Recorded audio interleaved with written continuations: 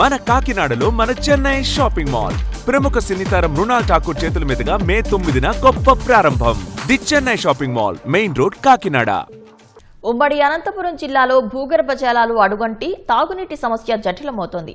అనంతపురం జిల్లాలో 226 గ్రామాల్లో తాగునీటి సమస్య ఉందని గుర్తించారు. శ్రీ సత్యసాయి, శ్రీరామిరెడ్డి తాగునీటి పథకాల ద్వారా 1000 నుంచి 1200 గ్రామాలకు తాగునీరు వెళ్తున్నా కొన్ని చోట్ల పైప్లైన్ సమస్యలతో శుద్ధి చేసిన నీరు ప్రజలకు అందటం లేదు. తాగునీటి సమస్య తలెత్తిన గ్రామాల్లో అవసరాన్ని బట్టి నీటిని ట్యాంకర్ల ద్వారా సరఫరా అధికారులు చేస్తున్నారు. తాగునీటి సమస్యలున్న ప్రాంతాల్లో నీటిని అందిస్తున్నామని చెబుతున్న గ్రామీణ నీటి సరఫరా పథకం ఎస్సీ సురేష్తో మా ప్రతినిధి లక్ష్మీప్రసాద్ ముఖాముఖి. ఉమ్మడి అనంతపురం జిల్లా వ్యాప్తంగా ఎండల తీవ్రత అధికమైంది. ఈసారి ఎల్నినో ప్రభావం కూడా తీవ్రంగా ఉంటుందని చెప్పి శాస్త్రవేత్తలు చెప్పడం జరిగింది. ఇప్పటికే 20 రోజులుగా భూగర్భ జలాలు అడుగంటిపోతున్న పరిస్థితులు కనిపిస్తున్నాయి. చాలా చోట్ల బోర్లు ఎండిపోవడం జరిగింది. గ్రామీణ నీటి సరఫరా పథకం సూపరింటెండింగ్ ఇంజనీర్ సురేష్ గారు మనతో ఉన్నారు. ఈ తాత్కాలికంగా అంటే గ్రామాల్లో తలెత్తిన నీటి సమస్యను ఎలా పరిష్కరించారో దాని ప్రణాళిక ఏందని అడిగి తెలుసుకుందాం. చెప్పండి, అసలు జిల్లా వ్యాప్తంగా ఎన్ని గ్రామాల్లో తాగునీటి సమస్య ఉంది, ఇప్పటిదాకా దాన్ని ఎలా అచీవ్ అవుతున్నారు? జిల్లా వ్యాప్తంగా కూడా ఇప్పుడు ఎండ తీవ్రత ఎక్కువగా ఉన్నందువల్ల భూగర్భ జలాలు తగ్గుతూ ఉన్నాయి. సో దాని ప్రభావం వల్ల మనం 226 గ్రామాలని గుర్తించడం, సమస్యాత్మక గ్రామాలుగా గుర్తించడం జరిగింది. సో ఈ 226 గ్రామాల్లో ఉన్న బోర్వెల్స్ని డీపెన్ చేయడం ద్వారా ఒకటి, తర్వాత పూడిపోయిన బోర్లని ఫ్లష్ చేసుకొని దాన్ని తిరిగి మళ్ళీ సెటరేట్ చేసుకునే విధంగా ఒక ప్రణాళిక చేస్తూ ఉన్నాం. అత్యవసరంగా కావాల్సిన ప్రాంతాల్లో ట్రాన్స్పోర్టేషన్ చేయడానికి కూడా మేము ఏర్పాట్లు చేసుకుని రెడీగా సిద్ధంగానే ఉన్నాం. అయితే మన జిల్లాల్లో కూడా సత్యసాయి జిల్లాలో కొన్ని డ్రౌట్ మండల్స్ ఉన్నాయి, కానీ అనంతపురం జిల్లాలో ఏ డ్రౌట్ మండల్స్ లేవు మనకి.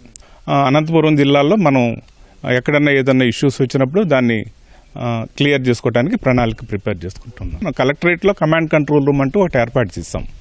సో దానికి మన ఆర్డబ్ల్యూఎస్ విభాగం తరపు నుంచి, అలాగే పంచాయతీరాజ్ విభాగం తరపు నుంచి, ఎలక్ట్రిసిటీ డిపార్ట్మెంట్ తరపు నుంచి కూడా ఒక్కొక్క ప్రతినిధిని అక్కడ పెట్టడం జరిగింది. సో దానికి ఒక కంట్రోల్ నెంబర్ ఇచ్చాం, కమాండ్ కంట్రోల్ నెంబరు. సో దాని ద్వారా వస్తున్న సమస్యలను ఎప్పటికప్పుడు గుర్తిస్తూ ఉన్నాం. అంటే మన సమస్య ఎప్పుడైతే రిజిస్టర్ అవుతుందో అక్కడి నుంచి గంటన్నర లోపు దానికి సంబంధించిన పంచాయతీ సెక్రటరీ, డిప్యూటీ ఎంపీడీఓ అక్కడికి వెళ్ళి సమస్య ఏంటనేది గుర్తించటం, 24 గంటల్లో ఇంజనీరింగ్ విభాగం ద్వారా దాన్ని కంప్లీట్గా క్లియర్ చేసి నీళ్లు అందించడానికి తగు చర్యలు తీసుకుంటూ ఉన్నాం. మన జిల్లాలో ప్రధానంగా ఉమ్మడి జిల్లాల్లో సత్యసాయి తాగునీటి పథకం ఒకటి, శ్రీరామిరెడ్డి తాగునీటి పథకం, ఈ 2 పథకాల ద్వారా కూడా నీళ్లు చేరని గ్రామాలు ఎన్ని ఉన్నాయి? ఈ 2 పథకాల నుంచి మనం దాదాపుగా 1071 గ్రామాలకు నీరు ఇస్తూ ఉన్నాం. ఇది కాకుండా ఇంకా చాలా గ్రామాలు మనకున్నాయి 2 జిల్లాల్లో కలిపితే. అయితే వాటన్నిటికీ కూడా ప్రధానంగా మనకి ఇక్కడ ప్రధాన వనరులు పిఏబిఆర్ డ్యామ్, మీకు తెలిసిందే. పిఏబిఆర్ డ్యాము, మిడ్పెన్నార్ డ్యాము, అలాగే గండికోట రిజర్వాయర్. సో ఇప్పుడు గండికోట రిజర్వాయర్ నుంచి మనం దాదాపుగా తాడిపత్రి కాన్స్టిట్యున్సీ మొత్తం కవర్ చేస్తున్నాం. భూగర్భ జలాల్ని, ఆ బోర్లను తగ్గించుకుంటూ ఈ ప్రధానంగా గండికోట నుంచి వచ్చే నీటిని వాటికి ఇచ్చుకోవడం విధంగా మనం ప్రయత్నాలు చేస్తున్నాం. సో దాన్ని కూడా పుట్లూరు, ఎలనూరు మండలాలకి ఎక్స్టెండ్ చేస్తాం. గతంలో పుట్లూరు, ఎలనూరు మండలాల్లో బోర్వెల్స్ మీద ఆధారపడే పరిస్థితి, ఇప్పుడు జేసీఎన్ఆర్ పథకాన్ని దాని వరకు ఎక్స్టెండ్ చేస్తాం.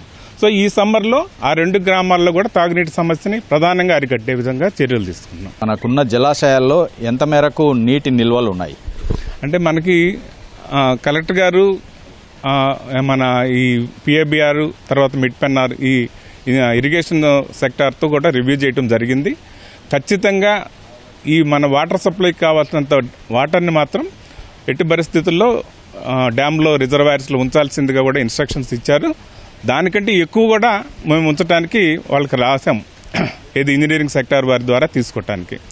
సో మనకైతే ప్రజెంట్ ఉన్న వాటర్ని మనం సఫిషియెంట్గా జూలై నెల వరకు కూడా తీసుకెళ్లడానికి మనం ఏర్పాట్లు చేసుకున్నాం.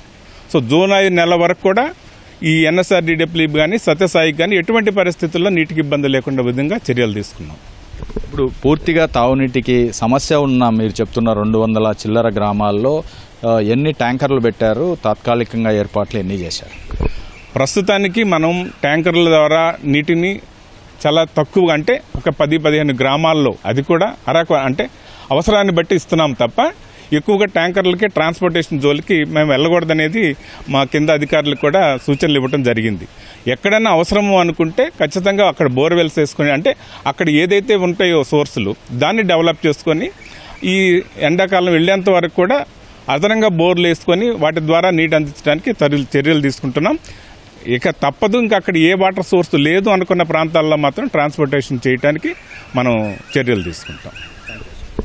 ఇది అంటే రోజు రోజుకు పెరుగుతున్న ఎండల తీవ్రతతో భూగర్భ జలాలు లోతు దాకా వెళ్ళిపోతున్నాయని, ప్రతిరోజు అంటే కొన్ని కొత్త గ్రామాలు నీటి సమస్య తలెత్తుతున్న పరిస్థితి ఎదురవుతూ ఉందని, అయితే ఈ గ్రామాలకు కూడా తాత్కాలికంగా అవసరాన్ని బట్టి అవసరమైతే ట్యాంకర్లు ద్వారా నీళ్లను పంపిస్తున్నామని, లేదంటే స్థానికంగా ఉన్న బోర్లను మరమ్మతులు చేసి అక్కడికక్కడ స్థానికంగా ఉన్న స్కీమ్స్ ద్వారానే తాగునీటి సరఫరాకు ఇబ్బంది లేకుండా చేస్తున్నామని RWS ఎస్సీ సురేష్ గారు చెప్తున్నారు. కెమెరా పర్సన్ నారాయణతో లక్ష్మీప్రసాద్, అనంతపురం నుంచి.